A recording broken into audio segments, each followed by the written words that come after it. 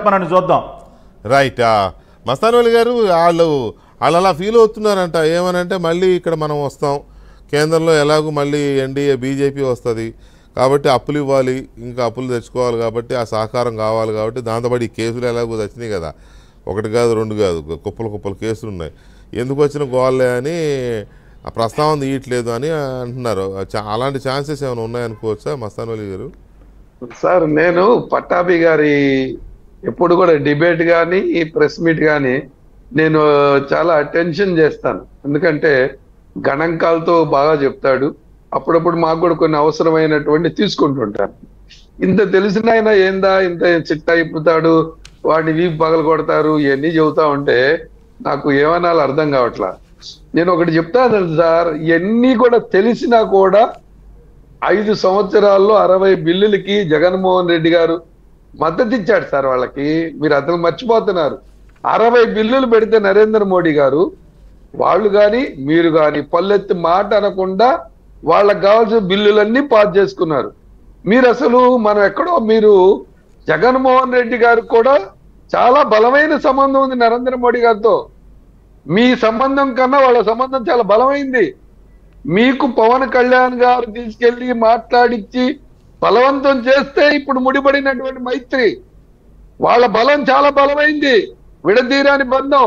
కాకపోతే వాళ్ళ భయం ఏంటంటే అరే నాయన ప్రజలు కోరుకున్నారు కాబట్టి ఏర్పడినటువంటి మైత్రి సార్.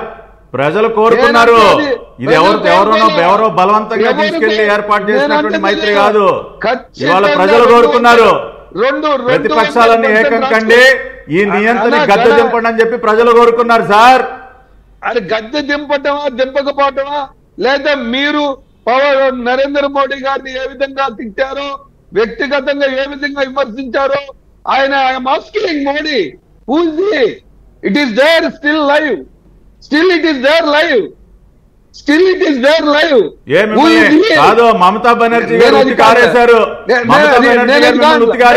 మీరు డాయస్ లో సోనియా గాంధీ గారు మమతా బెనర్జీ గారు పక్కన కూర్చోలేదా? మమతా బెనర్జీ గారు ఫుట్బాల్ ఆడుకున్నారు కాంగ్రెస్. ఏమి రాహుల్ గాంధీ గారు మమతా బెనర్జీ గారు పక్కన కూర్చోలేదా? ఏం మాట్లాడుతున్నారు సార్? నా దగ్గర శాంతానంత ఇస్తుంది. మీ ఇండియా అలయన్స్ లో కాంగ్రెస్ పార్టీని ఉతికారేసిన పార్టీలు 100 ఉన్నాయి. రాహుల్ గాంధీ అసమర్థంగా ఉంది కదా. నేను అనేది ఏంటంటే నరేంద్ర మోడీ గారు వ్యక్తిగతంగా విమర్శించినటువంటి రాజకీయ నాయకుడు ఈ దేశంలో ఎవరు లేరు, ఒక చంద్రబాబు నాయుడు తప్ప. నేను భారతీయ జనతా పార్టీతో ఇంకా అలయన్స్ చేసుకోను, చంపలేసుకుంటాను అని విమర్శల గురించి మాట్లాడుకుంటే సోనియా గాంధీ గారిని, రాహుల్ గాంధీ గారిని గతంలో అఖిలేష్ యాదవ్ ఏమన్నాడు, లాలూ ప్రసాద్ యాదవ్ ఏమన్నాడు, లేదంటే అరవింద్ కేజ్రీవాల్ ఇవాళ ఢిల్లీలో అరవింద్ కేజ్రీవాల్ ఊడ్చవతలు మారేశాడు మీ గాంధీ ఫ్యామిలీని. ఇవాళ అరవింద్ కేజ్రీవాల్ తో మీరు పొత్తు పెట్టుకోలేదా? రికార్డులు చేయమంటారా? అరవింద్ కేజ్రీవాల్ రాజకీయాల్లో టైమింగ్ పట్టాభి గారు గుర్తుపెట్టుకోండి.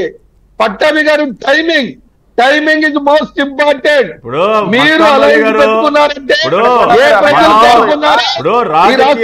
చెప్పాలి. రెండు పార్టీలు కలిసి ఇప్పుడు కొన్ని సందర్భాల్లో విభేదాలు వస్తాయి, కొన్ని అంశాల మీద పార్టీల మధ్య వైరుధ్యాలు ఏర్పడతాయి.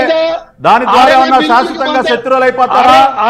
ఇప్పుడు మేము ఆ రోజున కొన్ని అంశాల మీద బయటకు నాకేమి వ్యక్తిగత తగాదాలు లేవు. రాలేదా మిగతా పార్టీలతో? 60 బిల్లులకి మద్దతు ఇచ్చిన జగన్మోహన్ రెడ్డి గారు ముగ్గురు ఎంపీలైనా అనేక అంశాల మీద గట్టిగా మేము పోరాడాం సార్. మొన్న పార్లమెంట్ సమావేశాల్లో కూడా విజయసాయి రెడ్డి గారు నరేంద్ర మోడీ గారిని కొండ దేశంలో ఉన్నటువంటి నెత్తి మీద పెట్టి మాట్లాడినటువంటి వ్యక్తి. ఆయనకి వాళ్ళకి ఎట్లా అవుతారు సార్ శత్రువులు? మీరు ఇంకా భ్రమలో ఉన్నారు. ఇది అక్రమ పొత్తు, ఈ రాష్ట్రానికి విఘాతం, ఈ రాష్ట్రానికి తీవ్రమైనటువంటి ఇబ్బందులు మరి మీరు జగన్మోహన్ రెడ్డి గారు పొత్తు పెట్టుకోవచ్చుగా? మీరు జగన్మోహన్ రెడ్డి గారు పొత్తు పెట్టుకోవచ్చుగా? ఫ్రస్ట్రేషన్ ఉంటది. పార్టీలన్నీ మీకు బయట చెప్పేస్తా ఉన్నాయి.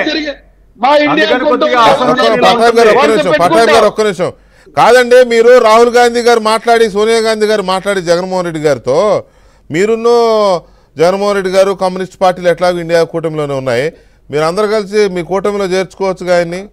అస్సలు మేము అడగాల్సిన అవసరం లేదు సార్. ఎవరైతే మోడీ విధానాలను వ్యతిరేకిస్తారో, ఎవరైతే దేశంలో లౌకికవాదం అంత సీన్ ఎవడుకుందండి, ఎవరైతే మోడీని వ్యతిరేకించేంత సీన్ ఎవడుకుందండి దేశంలో? మరి ఇంకా గట్టంగా దాన్ని మీరే ఆ పొజిషన్ లో ఉండి మీరు ఆ మాట మాట్లాడితే ఇంకెవరు చెప్పలేదు. పొజిషన్ అంటే నేను పొలిటికల్ పార్టీలు అలాగే ఉన్నాయి కదా, కాదండి రాజకీయ పార్టీలు అలాగే ఉన్నాయి కదా. ఒక రోజు కింగ్ అవుతాడు, ఒక రోజు కింగ్ మేకర్ అవుతాడు. ఆ కింగ్ మేకర్ కింగ్ కి టైం బాగలేనప్పుడు ఎవడేం చేయలేదు. నేను అదే చెప్తున్నాను.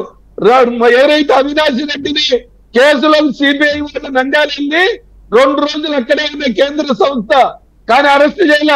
అదే చంద్రబాబు నాయుడిని నంద్యాల నుంచి విజయవాడ దాకా అరెస్ట్ చేసి తీసుకొస్తే ఎవరు మాట్లాడరా? ఇట్లానే ఉంటాయి.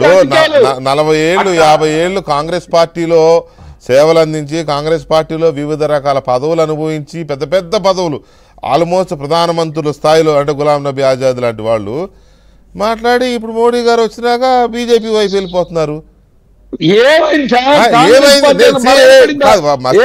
మాట వినండి, దయచేసి ఒక మాట వినండి. ఏదో అయిపోయిందని కాదు, వాళ్ళు వెళ్తే ఏదో అయిపోయిందని కాదు నేను అనేది. ఇప్పుడు